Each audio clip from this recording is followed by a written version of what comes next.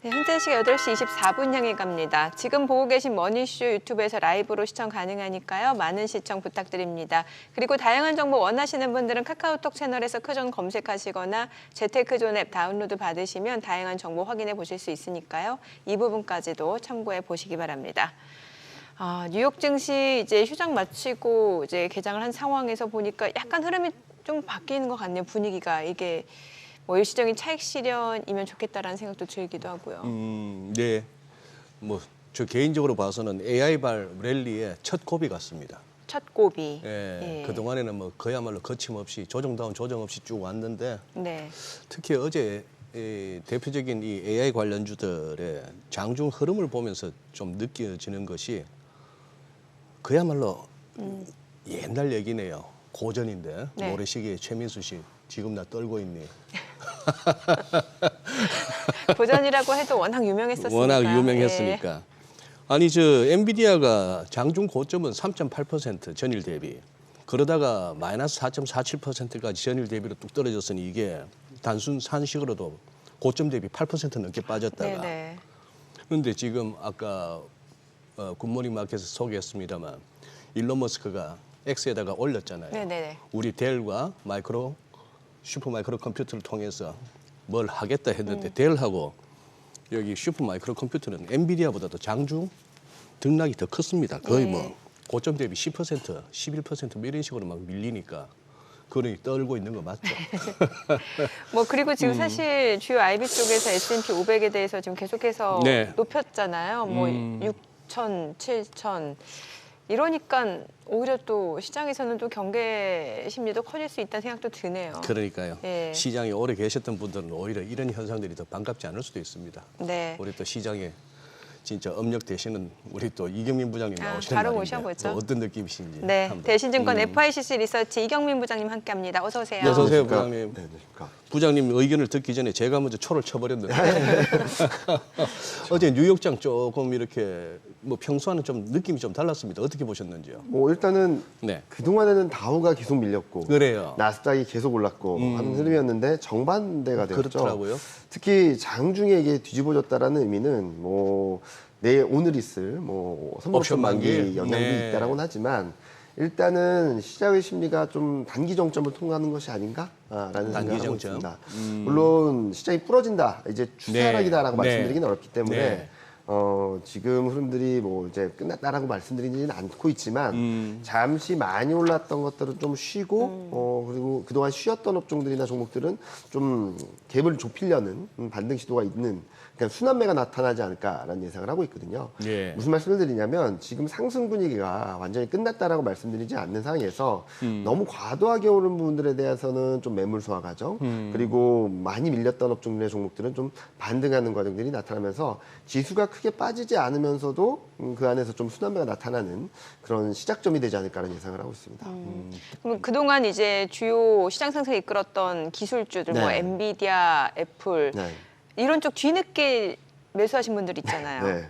어떻게 해야 되는 거예요? 아니면 지금이라도 좀 매수 시점을 고려하고 계신 분들이라면 이럴 때 또 조정 보일 때 좀 들어가는 건 어떨지 이 부분도 좀 알려주세요. 뭐 일단은 단기적으로는 좀 등락은 있겠다는 측면에서 뭐 트레이딩 관점에서 접근은 가능한데 자 여기부터 사서 올해 연말까지 끌고 가자라고 하기에는 조금은 부담스러운 수준이 아닌가라는 생각을 하고 있거든요.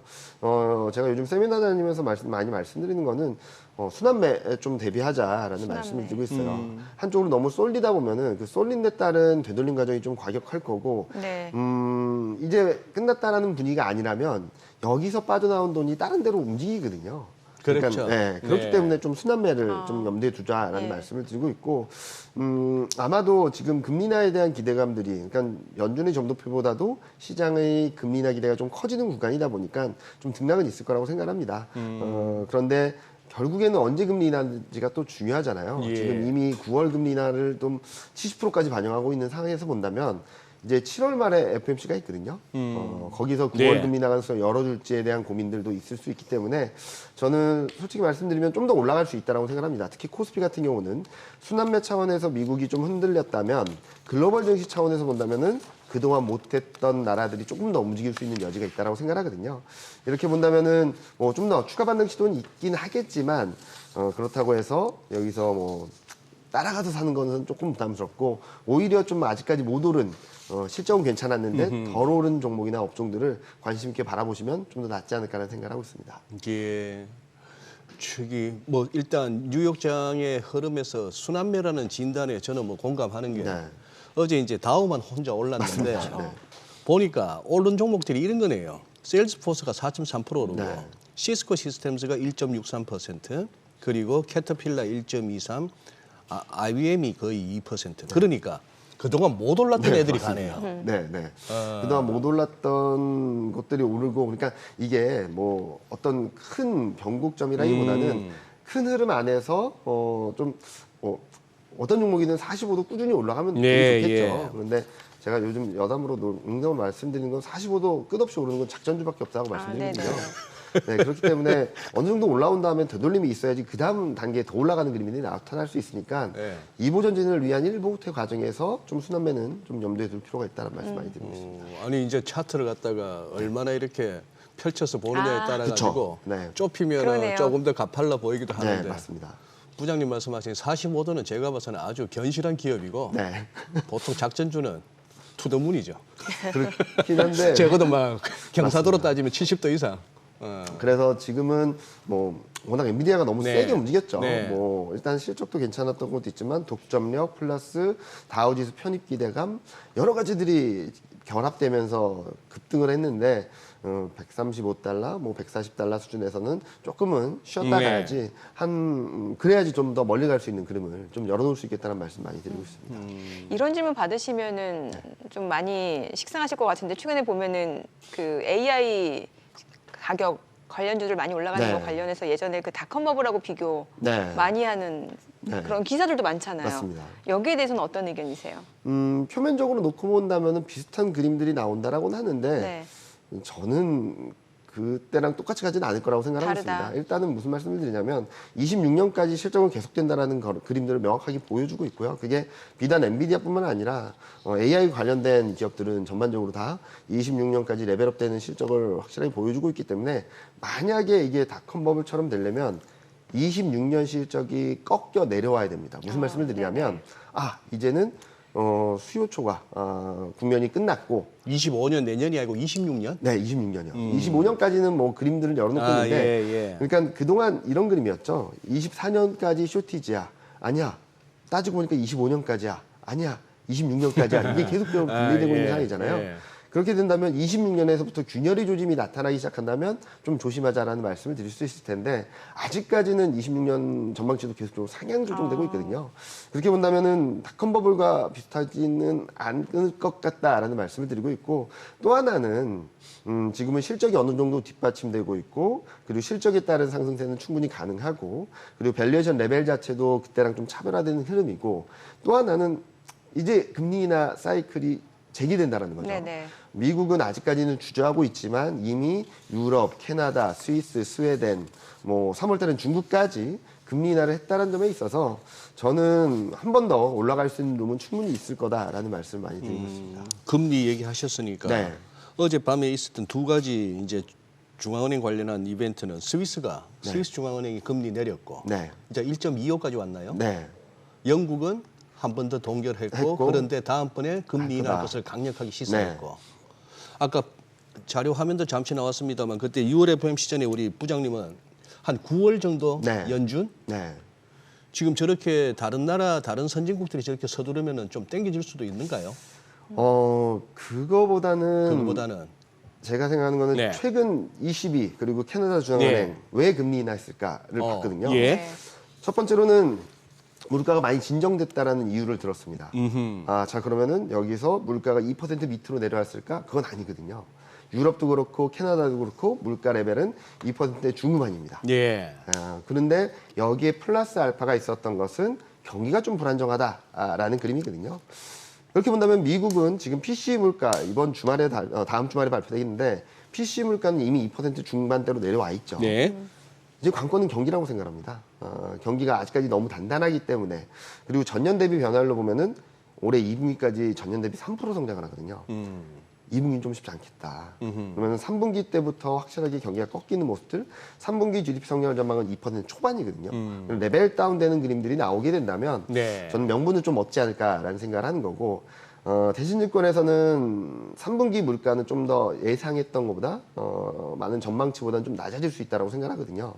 이미 주거비는 둔화되고 있고 그동안 많이 올랐던 운송 서비스도 좀 꺾이는 모습들을 보여주고 있고, 그리고 저희가 3분기 유가를 평균치를 86달러로 가정한다 하더라도 6월 달이 유가 상승률 정점이고요. 이제 예. 7, 8, 9월 달에는 잘하면 9월 달에 마이너스로 갈 수도 있거든요. 유가 어허. 상승률이. 그렇게 보면 3분기 레벨은 떨어질 수 있다고 생각을 하고 있어서 저희는 7월 FMC가 7월 말 8월 초지 않습니까? 네. 9월 중순이 되면은 이제 8월 물가까지 어느 정도 아웃라인이 나오는 과정이라서 7, 8월 물가가 레벨이 떨어지는 그림을 보면 9월 달에는 금리 인하를 결정하지 않을까라는 말씀 많이 드리고 있습니다. 그러면 어느 정도 한 번, 두 번 어느 정도 예상하세요? 일단 올해는 2번 가능성을 두 번. 좀 열어놓고 있다라는 말씀 드리고 있고요. 네. 또 하나는 이번 6월 FMC에서 많이들 걱정을 하셨지만 재밌는 그림 중 하나는 금리 인하 횟수는 똑같다라는 거죠. 26년까지. 한 번, 네 번, 네 번이었기 때문에 거죠. 어차피 네, 2026년 중간값은 그대로였다. 네, 그대로였죠. 세 번 해서 한 번, 네 번, 네 아, 번밖에 네네. 안 바뀐 건데, 또 하나 여기서 시사점은 금리 인하 사이클이 시작되면 고민하지 않고 기계적으로 금리 인하할 수 있다는 시그널도 보여줬다고 생각합니다. 아, 세 번이면 1년 분기별 4번 분기 중에 언제 할까? 한 번은 빼먹지 않을까라는 걱정을 할 수 있었는데, 이번에는 한 번, 네 번이거든요. 네네. 그러면은 이제 3, 6, 9, 12 금리 인하 가능성을 좀 열어놨기 때문에 아마 금리 인하 사이클에 진입하게 된다면 저는 시장은 좀 더 편안한 흐름들을 보여주지 않을까라는 생각을 하고 있어서 저희는 7월, 8월까지는, 그러니까 저희는 7월 달, 8월 초까지는 좀 더 올라갈 수 있는 룸은 있다라고 생각하고 있어요. 근데 8월, 9월 FMC 전까지는 금리는 할 수 있어? 못 할 수 있어? 이런 걱정들이 좀 시장을 조금 더 흔들어 놓을 수도 있겠다라는 말씀 많이 드리고 있습니다. 조금 그동안에 네. 최근 들어서 이렇게 미국 CPI나 뭐 PCE 물가지수의 헤드라인 수치를 갖다가 떨어뜨리는 데는 유가가 제법 역할이 컸어요. 맞습니다. 이게 4월 초만 하더라도 87불, 88불 하던 WTI가 네. 이게 72불, 73불까지 왔다가 네. 이게 지금 최근 다시 81불까지 올라왔으니 네. 이게 또 변수예요. 그래서- 앞으로 또 네. 6월 CPI는 조금 걱정됩니다. 6월 CPI가 왜냐면은 기저효과 때문에 6월 달까지는 반등이 좀 크거든요. 그래서 저희가 83달러를 가정했을 때는 전년 대비 상승률이 5월보다 높아집니다. 네.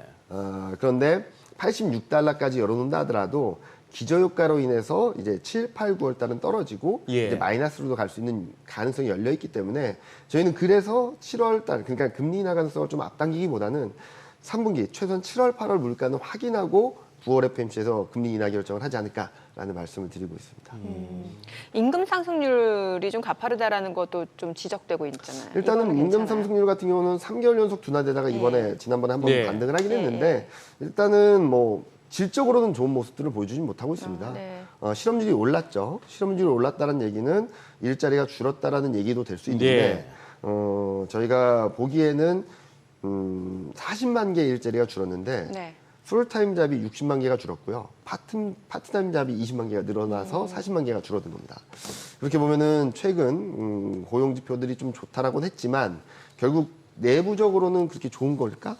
그리고 가계를 서베이하는 것은 굉장히 안 좋아지고 있거든요. 예. 지금 보시는 뭐 고용 지표는 기업 서베이입니다. 그래서 가계 서베이랑 기업 서베이와 격차가 좀 크게 네네. 나타나긴 하는데 이런 격차가 나타나는 이유는 더블 카운팅, 트리플 카운팅이다라는 얘기도 많이 나오거든요. 즉 가계 서베이라면은 한 가족에서 저 일하고 있어요라고 네네. 하는데 이 사람이 3잡을 하게 된다면 3개 기업에서 그러네요. 취업을 하고 있다라는 예, 예. 얘기도 되잖아요.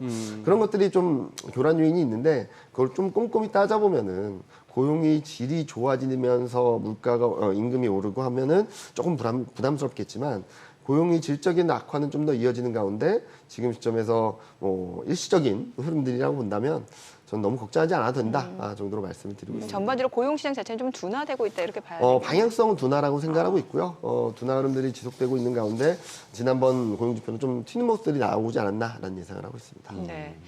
저는 좀 섹터 좀 여쭤보고 싶은데 네. 이제 사실 그 AI 테마와 관련해서는 이제 시작이다라는 의견이 굉장히 많잖아요. 네. 그래서 그동안 이제 엔비디아가 주도한 AI 쪽 하드웨어 쪽이 네. 많이 움직였다면 이제는 뭐 소프트웨어 쪽으로 확산될 네. 수 있다 이런 얘기 많이 나오면서 얼마 전에 뭐 간밤에는 좀 브로드컴 주가가 좀 떨어지긴 했습니다만 얼마 전에 브로드컴 뭐 주식 분할 이슈까지 더해지면서 많이 급등을 했고 네.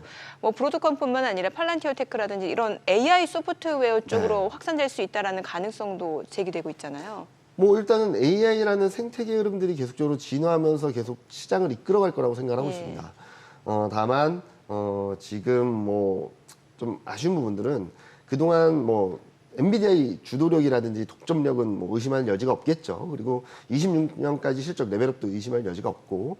근데 이런 얘기들이 계속 나오는 이유 중에 하나는 엔비디아의 이익 모멘텀이 이제 정점을 통과합니다. 그러니까 증가율 자체가 전분기 대비 증가율은 이미 두 자릿수대로 들어갔고요. 전년 대비 증가율은 이번 분기가 최대치였고요. 400%였고 다음 분기는 100%대, 그 다음 분기는 두 자릿수대로 떨어지는 그림이 나오거든요. 이렇게 되면은 엔비디아도 우상향하겠지만 모멘텀이 새롭게 살아나는 쪽, 아까 말씀하셨듯이 소프트웨어나 이런 쪽들로 좀 확장되는 그림들이 나오지 않을까라는 생각을 하고 있어서 저는 뭐 엔비디아의 주도력을 좀 더 가져가야 된다라는 그림보다는 말씀하셨던 다른 쪽으로도의 관심들이 좀 더 필요하지 않을까. 그러니까 AI 반도체뿐만 아니라 AI 생태계에서 같이 살아날 수 있는 기업들을 좀 더 찾아보자라는 말씀 많이 드리고 있습니다. 참 감회가 새로운 게 우리 이 뭐 AI라는 게 은근히 이렇게 우리가 사실 젖어들었었는데 생활 맞습니다. 가운데 네네. 그게 세상에 확 다가왔던 게 어떻게 보면은 그 알파고 네, 바둑 프로그램이 맞습니다. 아, 그래서 그 다음부터는 사람이 도저히 네, 네. 그냥 이렇게 맞떠 쓰는 좀처럼 이기 힘든 네. 그 계산을 갖다 우리는 할 수가 없으니까 없죠. 네. 걔는 뭐 단화 보니까 네. 그런 상황 이후에 여기까지 왔습니다만 전 좀 그래요. 물론 이 기술의 발전이 금방금방 또 진화하겠지만 요즘 이렇게 많은 애널리스트 분들이 자료를 가져오실 때 보면은 그림이 바탕화면이나 그림이 아주 화려해요. 네. 저 직접 만드셨어요 하면은 AI한테 AI가 부탁했대요. 네. 근데 저의 솔직한 느낌은 우리 인간 그 거장들 네. 뭐 피카소가 되었건 네, 모네가 되었건 우리가 아는 렘브란트가 되었건 이런 사람들의 그림에 비해서 멋대가리 없어요. 칙칙하고 곱반해. 그것이 그래서 인간이 왜 이렇게 제가 왜 또 떨고 있는지 압니까? 왜요? 또 AI가 이 자리에 앉아서 저 아니 이제 지금 AI 아나운서가 진행하는 뉴스 혹시 못 보셨어요? 저는 재미없어요. 솔직한 얘기로 재미없어요. 반전이 없어요. 아 그래요. 그래요. 저 어제 이렇게 유튜브 보다가 음. AI가 진행하는 그 아나운서가 진행하는 건지 모르고 보는데 뭔가 말투가 약간 이상한 이상하죠. 거예요. 예, 그래서 나중에 보니까 밑에 그냥 AI 아나운서라고 써 있더라고요. 그러니까. 예. 그래. 그렇긴 한데 충분히 대체 가능하죠. 그냥 인간 네. 이경민이 낫지. AI 이경민 나오면 재미없을 것 같아. 아니, 뭐, 근데 저는 아까 말씀하셨듯이 대체 불가의 요인들이 되게 많지 않습니까? 네네. 아까 말씀하셨던 피카소라든지 그런 그림들과 비견할 수 없다라는 것을 네. 말씀하셨던 것처럼 저는 AI가 더 발전하면 발전할수록 대체 불가능한 존재들이 더 부각될 수 있다고 생각을 하거든요. 그런 그림들이 AI가 우리의 삶을 편하게 해주고 그리고 우리의 업무를 편하게 해주는 건 맞지만 그 안에서 더 발전된 내용들을 언급하고 네. 더 발전된 내용들을 가져간다면 저는 더 차별화될 수 있는 그런 흐름들이 나타날 수 있다고 생각합니다. 네. 우리 저기 대신증권 우리 부장님 근무하시는 그 대신증권에서 이렇게 어떻게 보면 전반적으로 뭐 적어도 3,000 내지 3,100까지는 네. 무난히 내다보시는 상황인데 네. 어제 마침내 이제 2,800을 올랐었고 근데 조금 보니까 지금 야간 선물 흐름이나 밤사이 뉴욕 증시 흐름 그리고 환율 흐름 봐서는 이게 지금 오늘 지켜낼 수 있을지가 조금 불안하네요. 네, 불안하죠. 그래도 올랐었다는 것은 그래도 일단 뭐 그 다음을 또 준비한다고도 봐도 될까요? 그렇죠. 일단은 난공불락 같았던 지수 2,800. 때, 22년 1월 네. 이후 넘보지 못했던 지수 때, 그리고 또 올해만 따지고 본다면 2,770을 세 번째 돌파 시도하다가 매번 막혔다가 레벨업된 거지 않습니까? 그렇죠. 일단은 그 저항선을 뚫었다라는 의미는 그 저항력은 약해졌다라는 의미도 될 수 있다라고 생각하고 있습니다. 그래서 등락이 있다 하더라도 이제 2,800선은 무리되는 숫자는 아니다라는 것들을 말씀을 드릴 수 있을 것 같고요. 오히려 2,770선이 조정을 받는다 하더라도 저는 지지선이 되지 않을까라는 생각을 하면서 아마 7월 달까지는 좀 더 올라갈 수 있는 룸을 만들어주지 않을까라는 생각을 하고 있습니다. 네. 예. 사실 지금 시장 상승을 이끈 주역은 뭐니 해도 뭐 외국인이죠. 외국인이 네. 반도체 섹터를 중심으로 매수를 보여줬는데 외국인의 이러한 매매 포지션이 계속해서 이어질 수 있을지 외국인 입장에서 국내 증시가 좀 매력적으로 보여야 되는 거잖아요. 일단은 외국인 현물은 예. 꾸준히 삽니다. 현물은. 작년 11월 달부터 5월 말에 약간 팔았을 뿐이지 계속 사고 있거든요. 네네. 지금 시장을 좌지우지하는 것은 지금 보시는 것처럼 프로그램 매매거든요. 아, 네. 그렇게 본다면은 지금 현재 시점에서는 채권금리가 어떤 흐름으로 보여주는지가 중요하다고 생각하고 있습니다. 최근 그러니까 5월 달까지 한번 되돌아가서 생각을 해보시면 한국 증시는 왜 마이너스냐? 네. 대만도 18%, 미국, 뭐 유럽, 하다못해 홍콩도 6%, 중국도 3% 올랐는데 왜 코스피만 마이너스 0.7이었나라는 얘기를 많이 하셨는데 금리가 영향을 많이 미쳤다고 생각합니다. 1월, 4월, 5월 달에 되게 부진했거든요. 그때마다 채권금리 반등이 있었고 반대로 코스피가 굉장히 좋았던 그림이 나타났었던 11월, 12월. 그러니까 그때는 10월 말 이후 저점에서 1월 2일 고점까지 딱 두 달 만에 17%가 폭등을 했거든요. 그때는 채권금리가 5%대에서 4.7까지 내려온 예. 구간이었죠. 그런 그림들이 나왔을 때는 강했고 채권금리가 반등 국면에서는 약했다라고 본다면 6월 달에는 좀 분위기가 반전되고 있다라고 생각합니다. 지금 보시는 것처럼 코스피가 연초 이후 5.7%라고 하는데 6월 한 달 동안 6% 가까이 오른 겁니다. 예. 다른 나라들은 뭐 몇 프로 올랐는데 그래서 저는 지금 현재 시점에서는 코스피 그러니까 특히 외국인 현물은 크게 무리가 없다라고 생각하는데 선물을 등락을 좌지하는 것은 채권금리 향배다라는 말씀을 드리고 있고 최근에도 외국인 선물이 조금 들어오면서 좀 시장이 안정됐거든요. 그러면은 앞으로 계속적으로 들어올 거냐? 이건 장담하기 어렵겠죠. 뭐 일단은 최근 금리 인하 기대가 연준이 점도표가 한 번이었음에도 불구하고 두 번 금리 인하를 예상을 하면서 채권금리가 4.2%로 내려오는 과정에서 코스피가 좀 강한 반등을 했다라고 한다면 이런 흐름들이 지속될 수 있을지 좀 봐야 되겠습니다. 물론 방향성 자체는 우하향이라고 생각을 하는데요. 여기서 채권금리가 다시 4.2, 4.1까지 떨어졌다가 다시 4.4까지 반등한다? 그러면은 또 한번 충격이 있을 수는 있겠죠. 그런데 제가 생각하는 그리고 저희가 3,100 이상으로 열어놨던 이유는 방향성 자체에 무리가 없다라는 차원에서 방향성은 우상향이다라는 말씀을 계속적으로 드리고 있습니다. 네.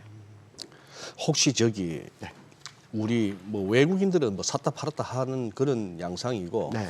기관이야 외국인들한테 파생 쪽에서 뭐 선물 맞습니다. 뜯기고 네. 뭐 안고에 따라서 반응하는 거니까 우리 개인들이 중요한데 혹시 부장님 최근에 뭐 예탁금이나 신용잔고 한번 체크해 보셨나요? 최근 신용잔고도 많이 늘어나고 있고 늘어나고 예탁금은 좀 정체된 분위기이긴 한데요. 그러니까 새롭게 뭔가 들어오는 것들은 크게 세지 않다. 그 안에서 움직이는 거고. 그 안에서 움직인다. 네. 그리고 또 최근 치고 올라가는 그림들이 나오다 보니까 네. 신용잔고가 조금 늘어나는 그림들은 나타나고 있다라고 보고 있습니다. 그게 코스닥 쪽이 많아요? 코스피가 많아요? 지금은 코스피가 좀 많습니다. 코스피가 많아. 네. 아하. 그리고 지금 코스닥은 또 2차 전지 때문에 계속적으로 지지부진한 흐름을 예. 보여주고 있잖아요. 예. 그러기 위해서는 저는 이제 7월 달에 들어가면서 예.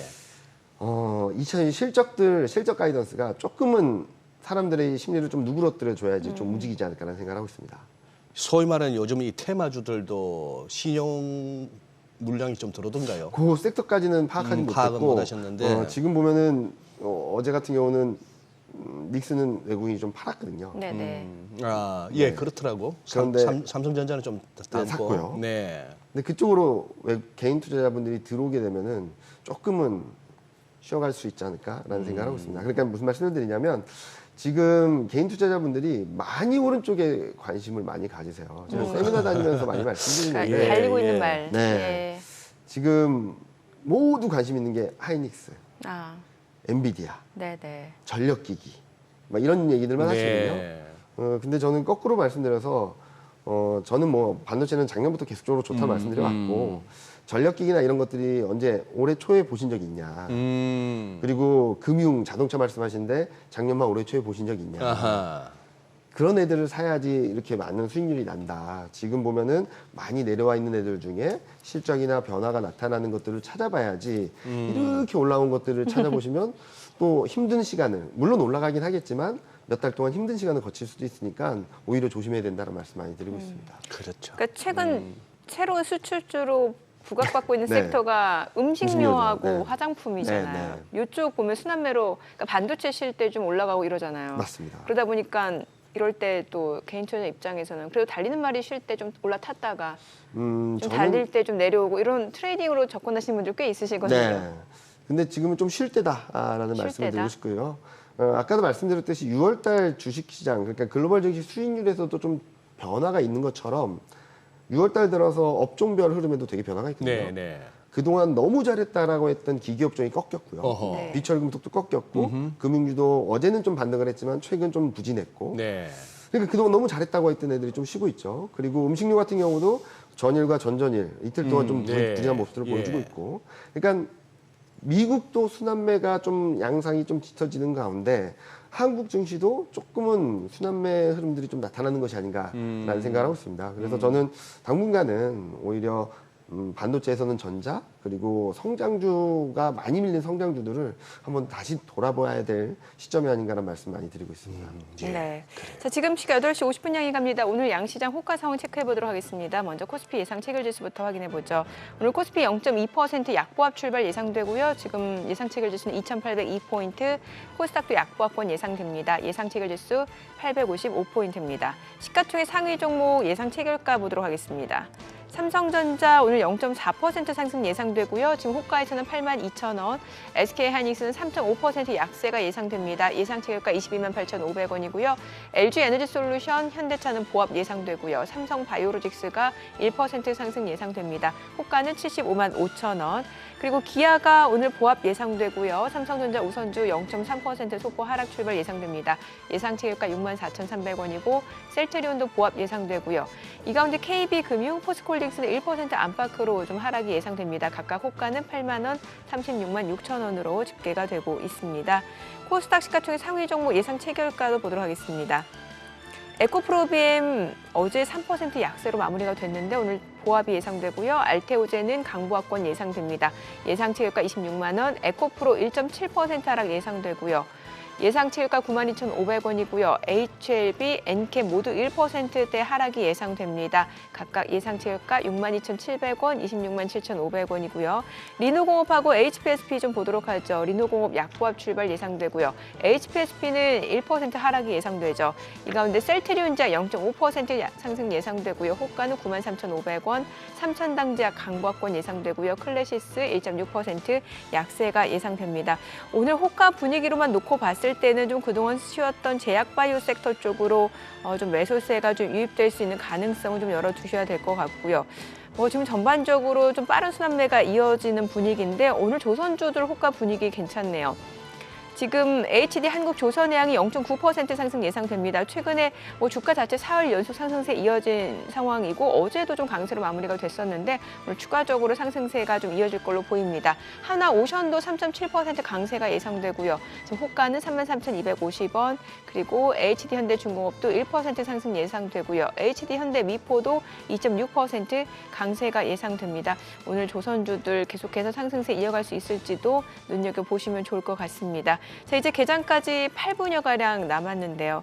일단 시장 자체는 전체적으로는 좀 보합권이 예상되고 또 종목, 테마별로 빠른 순환매가 예상되네요. 네, 그러네요. 예. 예상 체결 지수 2,800포인트에 대해서는 한번 좀 집착을 보이는데 한번 네. 또 뚜껑 열어봐야 되겠네요. 예. 오늘 근데 지금 뉴스에 보니까 이제 달러엔 환율이 거의 159엔에 육박하다 네. 보니까 와우. 일본 재무성 참사관 구두 개입도 들리기도 하고 하는데 호호 이게 벌써 이게 1,390원까지 와 버렸으니까 우리가 이게 또 1,400원이 또 가시권에 들어옵니다. 네. 요새 환율 그다지 이렇게 증시에서 쳐다보지는 않은 것 같은데 우리 부장님 요 외환시장 흐름도 한번 좀 뷰가 있으시다면. 일단은 최근 채권 금리는 4.2까지 떨어졌는데 달러 인덱스는 지금 달러가 안 105.6 떨어져요. 튀었습니다. 예, 근데 예. 왜 튀었을까를 보면은 일각에서는 뭐 유럽과 캐나다가 금리 인하해서 그렇다고 하는데 캐나다 달러는 별로 안 움직였거든요. 네네. 가장 많이 움직인 게 유로화입니다. 유로죠. 유로화가 마이너스 0.9% 정도 빠졌는데 그 트리거 포인트는 유럽 의회 선거였거든요. 결국 정치적 불안정. 네, 정치적 불안정에서 끝났으면 좋았을 거. 왜냐하면 유럽 의회 선거가 우파가 좀 약진을 했다 하더라도 의회 구성이나 위원장이 크게 바뀌는 건 아니기 때문에 예. 일시적인 교란 요인이 될 수도 있었겠지만 지금 보시는 것처럼 프랑스가 의회 해산을 하고 조기 총선을 결정을 해버렸습니다. 네네.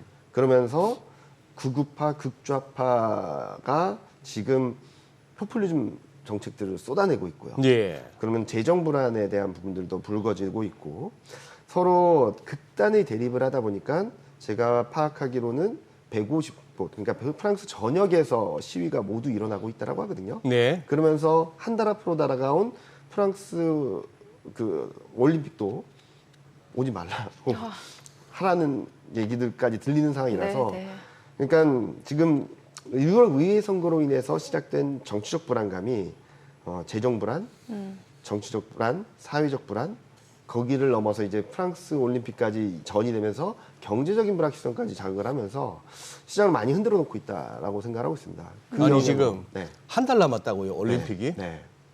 어쩜 이렇게 분위기가 안 살죠?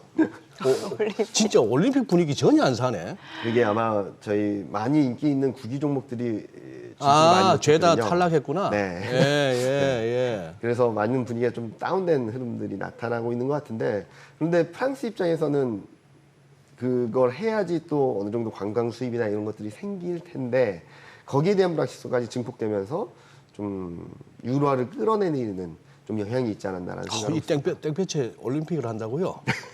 오, 그런 것들이 좀 네. 불거지고 있는데 저는 오늘 밤 발표되는 유럽 PMI, 네. 미국 PMI를 좀 주목해서 보시면 좋을 것 같아요. 네. 일단은 펀더멘탈적인 흐름에서의 변화는 없습니다. 무슨 말씀을 드리냐면 유럽 경제 지표는 좀 양호한 모습들을 보여주고 있고 미국 경제 지표는 좀 계속적으로 부진한 모습들을 보여주고 있거든요. 이 구도라면은 이번 정치적 불확실성을 제외하고 봤을 때는 유로 강세, 달러 약세 가는 게 맞습니다. 그런데 이번 정치적 불확실성이 네. 여기서 끝난 게 아니라 재정 불안, 사회적 불안, 경제적 불안으로 이어지면서 유로화가 약세를 보였는데 오늘 밤 발표되는 오늘 저녁 발표되는 유럽 PMI는 5월 대비 좀 반등한다는 전망이 있고요. 오늘 밤에 발표되는 미국 PMI는 5월 대비 둔화된다라는 전망이 들어와 있거든요. 예. 이렇게 되면 또 한 번 경기 흐름들이 좀 엇갈리는 그림이라서 오늘 밤 달러 인덱스가 좀 꺾이는 여부가 좀 중요한 아하. 포인트가 되지 않을까라는 생각을 하는 거고 또 하나는 6월 30일 날 그리고 7월 7일 날 프랑스 총선이 있습니다. 1차 총선, 2차 총선이 그래요? 있습니다. 이때 좀 등락은 있겠죠. 네. 그런데 아까 말씀드렸듯이 지금 이런 흐름들을 많이 겪었거든요. 선반영했거든요. 이렇게 본다면 노이즈는 있겠지만 유로 약세, 달러 강세 압력이 더 세진다라기보다는 좀 정점을 통과하는 과정이 되지 않을까라는 예상을 하고 있어서 좀 환율이 되게 불안정하죠. 네네. 1,490원까지 가고 그렇다고 해서 1,400을 넘어서 레벨업되는 그림까지는 좀 가능성은 아직까지 낮다라는 말씀 많이 드리고 있습니다. 지금 어느덧 뭐 1,390원 네. 운운하는 1,400원을 갖다 다시 가느냐 마느냐 하는 환율이 되고 유가가 다시 뭐 70불대 초반에서 다 또 80불대 올라서고 하면은 저는 걱정이에요 이거. 아직까지 다른 뭐 식당의 음식값 무슨 뭐 장 볼 때 장바구니 물가 이런 거에 비해서 그나마 기름 넣을 때는 그렇죠. 이 유가에 이 환율에 어떻게 하지 휘발유 값이 뭐 디젤 값이 이 정도밖에 안 되지 싶으면서 감사하게 넣고 다니는데 이러다 이거 튀어버리면은 그렇죠. 그래서 영일만 앞바다에서 시추하겠다는 거잖아요. 네. 그래서 예. 아니 근데 뭐 테마도 너무 저출산도 어제 하루짜리였던데 네. 느낌이. 그러니까 지금 예. 여러 가지 테마들이 네. 움직이고 있는데 네. 솔직히 말씀드리면 되게 긴 얘기들이거든요. 뭔 얘기죠? 네. 긴 얘기들에 의해서 기대감에 움직이고 있는데 네. 작년 같은 경우는 뭐 그럴 수 있다라고 치더라도 올해 같은 경우는 저는 넘버스 장세, 실적 장세라고 생각합니다. 네. 그렇기 때문에 실적에 좀 더 포인트를 맞춘 투자 전략이 필요하지 않나라는 말씀 많이 드리고 있습니다. 네. 그러네. 그 자동차 섹터 또 여쭤보고 싶은데 사실 최근에 보면 현대차 같은 경우는 이제 네. 인도법인 상장 이슈 네. 기대감이 있고 여기에다가 최근에 테슬라 같은 경우는 이제 자율주행 네. 그 중국에서 승인받았다는 이슈까지 더해지면서 국내 증시에서 뭐 스마트카 관련주라든지 네. 또 대표적인 자동차 관련주들 많이 움직임이 좋았잖아요. 여기는 어떻게 접근하는 게 좋을까요? 뭐 일단은 계속 좋을 거라고 생각하고 계속 좋을 있습니다. 거다, 예. 그런데 지금 저기 뭐 써주신 것처럼 마이 30만 원대를 뚫을까라고 하는 정도인데 저렇게 되면은 좀 쉽지 않겠죠. 당분간은 워낙 단기간에 급등한 데 따라서 그래서 앞서 말씀드렸던 것처럼 저는 최근 많이 올라온 종목들이 하나둘씩 꺾이고 있다라는 것들은 지금 아직까지 좋은 종목들을 거기에 후발적으로 뛰어들 것인가라고 물어보신다면 저는 오히려 더 기다리는 게 맞다라는 말씀 많이 드리고 있고요. 금리 인하 어느 정도 기대감이 다시 들어오긴 했지만 가시성은 아직 떨어집니다. 무슨 말씀을 드리냐면 7월에 할지 9월에 할지 아니면 12월에 할지 아직까지 명확하지 않거든요. 저는 진짜로 시장이 편하게 움직일 수 있는 구간은 네. 금리나 가시성이 높아지는 구간 또는 금리나 액션이 임박한 구간이다라고 생각을 하고 있어서 지금은 트레이딩 관점에서 이 접근을 하시는 게 맞다라고 생각하고 있고 순환매 대응이 조금 더 유리한 구간이 아닐까라는 말씀 많이 드리고 있습니다. 말씀은 그렇게 해주시지만 이 순환매 대응이 이게 만만치 않더라고요 이게. 맞습니다. 그렇죠. 까딱하면 이게 단기 뒷 고점에 뒷북치는 사고. 경우가 있고. 그래서 지금 많이 오른 것들은 좀 정리하자라는 말씀을 드리는 거고요. 좀 아. 쉬었다 가는 게 맞다. 그러니까 아까도 말씀드렸던 기계 그리고 화장품으로 꺾였고요. 음식료도 좀 쉬어가는 듯하고 최근까지 굉장히 강했던 자동차도 조금은 고점 찍고 반등은 하고는 있지만 고점이 더 세게 올라가는 그런 건 아니라서 이쪽은 추격 매수는 좀 자제하자라는 차원에서 말씀을 드리고 있고 오히려 아직까지 못 오른 오늘도 아까 동시가 보시는 것처럼 제약바이오가 갑자기 막 맞아요. 움직이기도 예. 하고 그러네요. 그런 것들을 좀 네. 눈여겨보시는 게 단기 수익률적인 측면에서 좀 더 유리하지 않을까라는 말씀 많이 드리고 있습니다. 네. 어제 코스피가 이제 2,800선을 돌파한 상황인데 오늘 그 지지 여부 좀 확인해 보시면 좋을 것 같습니다. 국내 증시 개장합니다.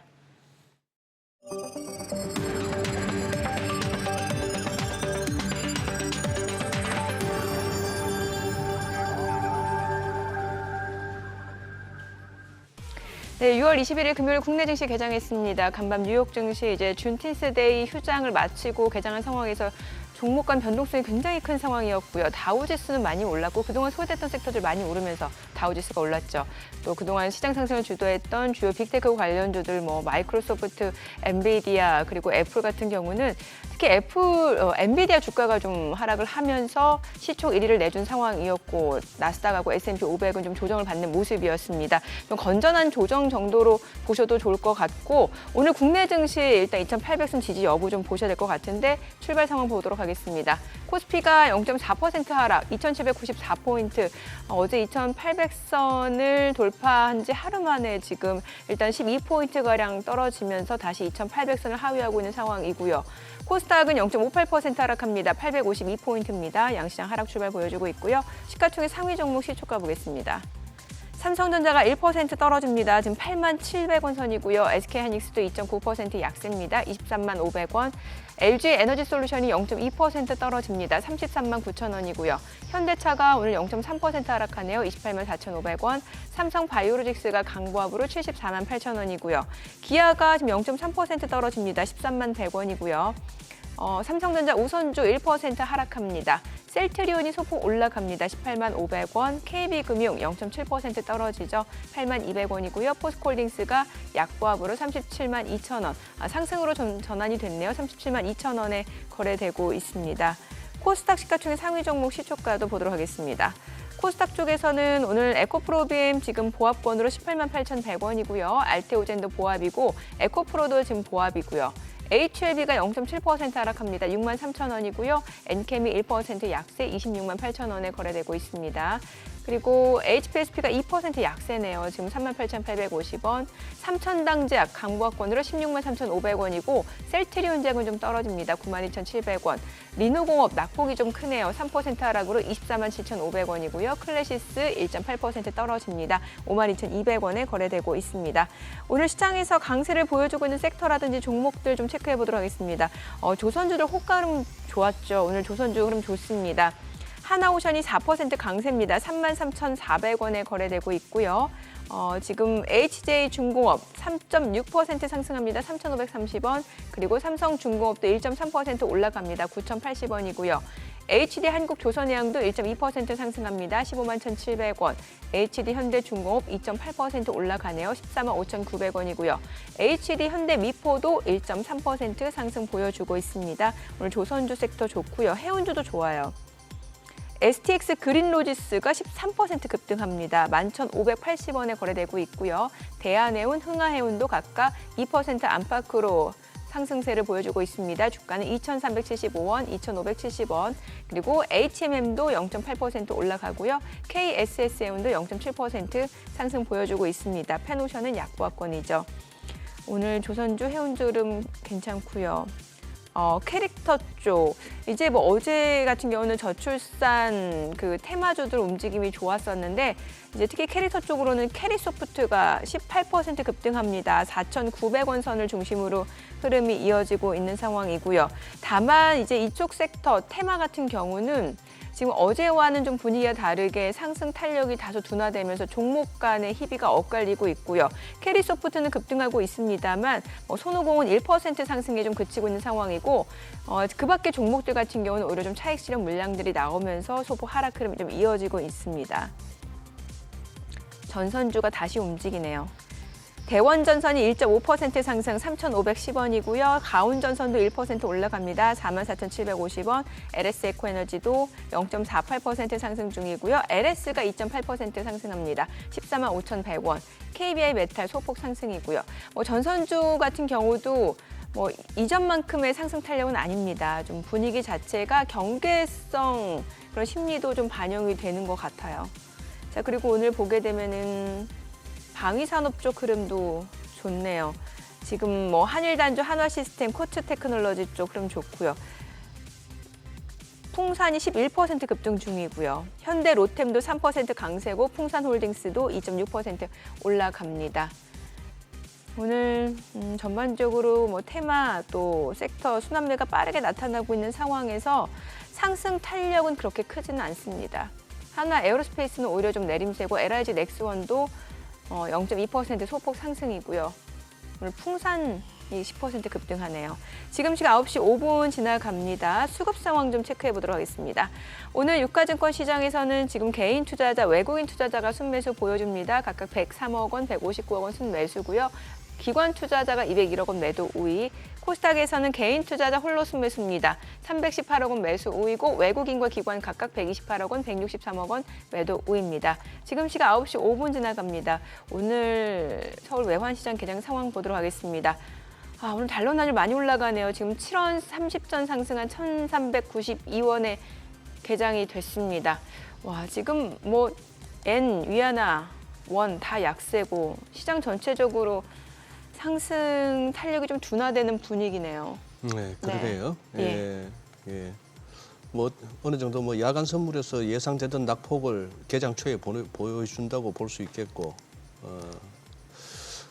예외 없습니다. 엔비디아도 그렇고 어제 우리 화장품주 언급하는 가운데 강 부장께서 또 이렇게 요즘 너무 핫했던 실리콘2 같은 경우 어쨌거나 이게 RSI가 70 근방도 책에서는 과매수라고 하는데 거기서는 한번 배팅해 볼 만하지만 이거 80도 넘어가는 종목들을 갖다 거기서 막 들이대는 거는 정말 용감해야 돼요. 돈이 많든지. 네. 너무 급한 거는 확실히 쉬어갈 수밖에 없습니다. 쉬어가는 건지 거기서 다 고점 받는지를 몰라서 이제 우리가 고민이긴 한데 근데 조선주가 인상적이네요. 네. 부장님. 네.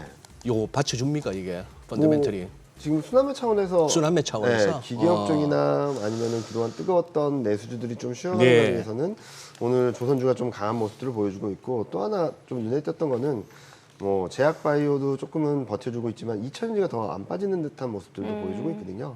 그러니까 그러네요. 그동안 부진했던 네. 3월, 4월, 5월 달에 힘들었던 업종들이 더 빠지기보다는 바닥을 잡아가는 그림들이 최선 나오고 있다. 이 와중에 조금이라도 좋은 소식들이 들려주면 좀 반등을 하는 그림들이 나오는 것이 아닌가라는 생각을 하고 있어서 지금은 어제 미국 증시가 보여줬던 건 이제 끝났다라는 게 아니라 좀 순환매 차원에서 움직임이 나타날 거다라는 것들이라서 지금 많이 올라갔던 것들을 추격 매수하는 것들은 최대한 자제하고 아직까지 덜 오른 좀 못 오른 업종들 종목들을 좀 관심 있게 바라보는 구간이 아마 이번 주 다음 주 7월 초까지는 좀 그런 쪽으로 컨셉을 잡고 투자를 하시면은 시장은 좀 등락이 있고 예. 오름폭이 좀 제한적이다 하더라도 시장 대응에 있어서 코스피 대비는 좀 아웃퍼폼할 수 있는 수익을 거두실 수 있지 않을까 생각하고 있습니다. 지금 화면에 뭐 2차 전지 관련주 시세가 나오고 있습니다만 네. 저것도 어떻게 보면 이 부장님 말씀 맞다나 순환매의 일종인 것 같아요. 네, 뭐 그동안에는 테슬라가 오르면 같이 오르고 빠지면 빠지고 했던데 이제 그 소리 쑥 들어간 지도 한참 됐고 네,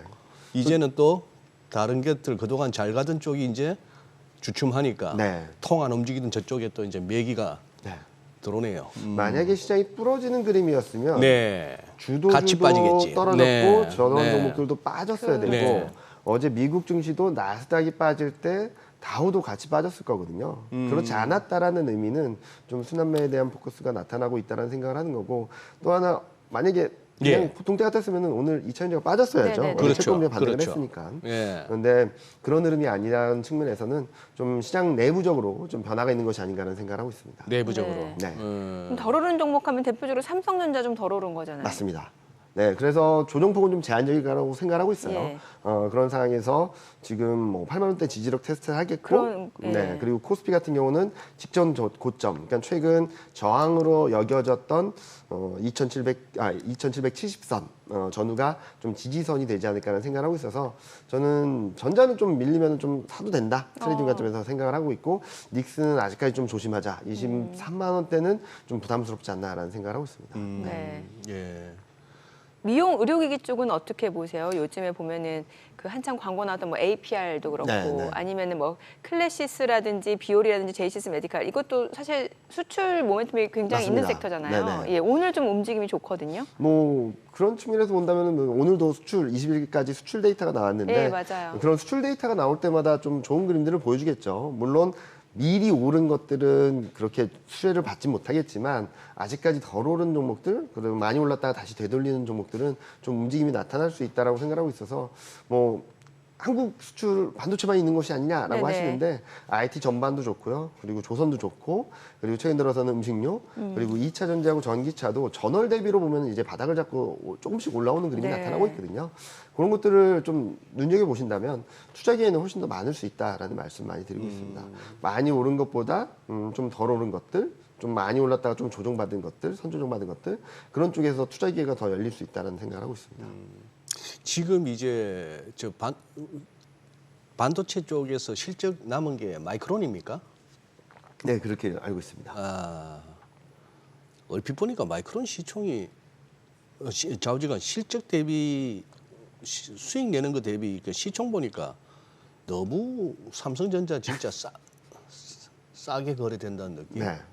그러니까 전자는 많은 분들이 오해하시는 것 중에 네. 하나가 엔비디아 수주가 들어가면 상승이고 수주가 못 들어가면 하락이라는 생각들을 되게 많이 하시는 것 같아요. 너무 예. 네. 근데 아하. 압도적으로 많은 비중이 메모리 반도체입니다. 그러니까요. 네. 예. 최근 보면은 메모리 반도체가 수요가 좀 살아나는 듯한 모습을 보여주고 있거든요. 무슨 말씀을 드리냐면 그동안 반도체 수출은 좋았다라고 하는데 가격 급등에 따른 수출 금액이 늘어난 거지 수출 물량은 계속적으로 줄어들었습니다. 예. 1년 내내. 그러다가 2월에 저점을 잡고 3월, 4월에 조금씩 회복되는 모습들을 보여주고 있어서 저는 메모리 반도체 수요가 좀 살아나는 그림이 전자를 좀 끌어올리지 않을까라는 생각을 하고 있어서 더 나쁘게 보진 말아야 된다라는 말씀을 드리고 있습니다. 네. 예. 그럼 그동안 이제 또 그 HBM 쪽 하면은 한미반도체 네. 쪽도 빼놓을 수 없을 것 같은데 뭐 제2의 한미반도체를 찾아라 해서 이수페타시스까지도 네, 흐름 많이 좋았고 오르겠죠. 이런 쪽은 어떤 전략이 뭐 좋을까요? 작년부터 후공정 계속적으로 네. 고점을 넘어서는 그림들이 계속적으로 나왔죠. 그런데 이쪽도 워낙 많이 오른 데 따른 되돌림이 좀 있지 않을까라는 생각을 하고 있고요. 네네. AI 모멘텀들이 계속된다 하더라도 지금 실적 대비 주가가 어디까지 와 있을까를 좀 봐야 될 것 같습니다. 무슨 말씀을 드리면 예. 하이닉스는 지금 2025년 실적이 2018년 2분기 실적을 넘어선다는 전망이 들어오면서 23만 원까지 간 거거든요. 네. 그러면 여기서 더 움직이려면은 25년 실적이 2018년 2분기 실적을 훨씬 더 뛰어넘는 전망치들이 들어와야 되는데 이게 2분기 실적 프리뷰를 통해서 어디까지 열어줄 수 있을지를 좀 더 확인하고 대응해야 되는 것이 맞지 않을까 하는 생각을 하고 있습니다. 아, 그러면은 떨어졌다고 무조건 살 게 아니라 네, 좀 더 기다리는 게 흐름을 맞다라고 보면서. 생각하고 있고요. 아마 차트를 보시거나 뭐 그런 분들은 아시겠지만 닉스 같은 경우는 지금 워낙 많이 올랐거든요. 이격도도 네네. 굉장히 큽니다.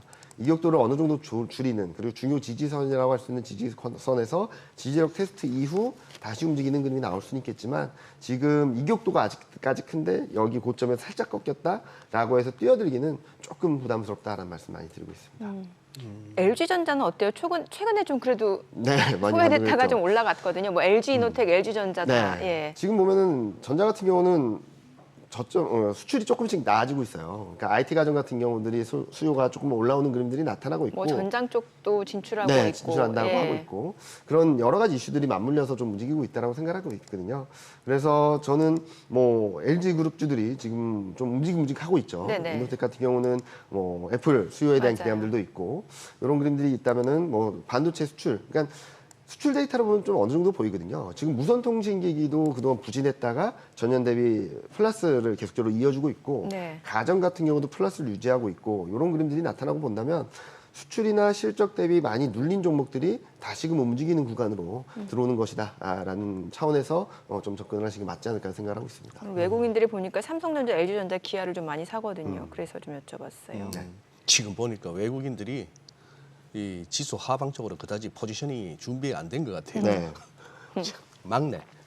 그러니까 금리 빠지는, 레벨이 예, 많이 예, 떨어져 예, 있다 예, 보니까 예. 외국인이 뭐 여기서 금리 반등에 배팅하기는 또 부담스럽거든요. 네, 왜냐면은 네. 다음 주에 경제표들도 계속 부진하게 나오고 다음 예. 주에 PC 물가가 있다 보니까 채권물이 반등에 배팅하기도 좀 부담스러운 수준인 거죠. 그래서 저는 조정이 있다 하더라도 2770 저항이라고 생각했던 지수대가 오히려 저항이라고 생각했던 지수대가 이번엔 지지권으로 만들어주면서 저는 다음 주 다다음 주에는 2800선 중반대까지도 좀 올라가는 그림들을 좀 열어놓을 수 있겠다는 말씀 많이 드리고 있습니다. 그래요. 네. 어느덧 지금 이제 올해 반이 지났어요. 네, 벌써 지났 참 이게 네. 우리 개인 투자자분들 수익률이 어떨지 좀 궁금해지는데 하반기 좀 수익률 높여볼 수 있는 전략 뭐가 있을까요? 일단은 뭐 7월, 8월 좀 더 올라갈 수 있는 룸은 열려 있다라고 생각하거든요. 아, 그렇다고 해서 썸머 랠리를 기대도 가능성이 된다는 있다. 거예요. 근데 너무 욕심은 내지 말자. 네. 라는 말씀 드리고 있습니다. 왜냐면은 9월 FMC를 전후로 해서 시장 흐름들이 조금은 불안정해질 수 있기 때문에 저는 그때가 좀 하반기 또는 올해 말 내년 초까지 열어놨을 때 되게 좋은 매수 기회가 될 수 있다고 생각하고 있어서 지금은 말씀드렸던 순환매 차원에서의 트레이딩 관점에서 대응 그리고 적극적인 매수, 그러니까 적극적인 비중 확대는 지금 코스피가 2,800, 2,900선대로 가는 그림보다는 2,600선대가 한번 올 수 있기 때문에 그때 한번 적극적으로 노려보시는 게 좋지 않을까. 단기 트레이딩 플러스 2,900 이상에서는 좀 리스크 관리, 네. 그다음에 2,600선대에서는 연말까지 노린 적극적인 비중 확대 그렇게 정리드릴 수 있을 것 같습니다. 네, 오늘 내용 잘 들었습니다. 그래요. 고맙습니다. 고맙습니다. 네, 감사합니다. 네, 오늘 방송과 관련해서 더 다양한 정보 원하시는 분들은 카카오톡 채널에서 크존 검색하시거나 재테크존 앱 다운로드 받으시면 다양한 정보 확인해 보실 수 있으니까요. 참고해 보시기 바랍니다. 최근 외국인 관심 있게 보는 리포트 확인해 보겠습니다.